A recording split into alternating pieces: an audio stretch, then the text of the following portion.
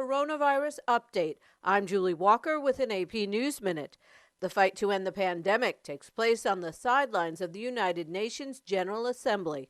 In 4 days of fiery speeches over war, climate change, and the threat of nuclear weapons, one issue felt like an afterthought during this year's UN General Assembly: the coronavirus pandemic. Masks were often pulled below chins or not worn at all, and any mention of COVID by world leaders typically came at the tail end of a long list of grievances. But on the sidelines of the annual meeting, the pandemic was still very much part of the conversation. UN Secretary General Antonio Guterres gathered world leaders to discuss equitable access to COVID vaccines, tests, and treatments. Making progress towards closing these gaps is what today is all about.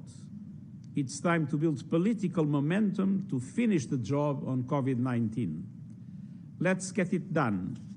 Let's end this pandemic once and for all. World Health Organization Chief Tedros Adhanom Ghebreyesus noted COVID deaths are near their lowest since the pandemic began, and 2/3 of the world's population is vaccinated.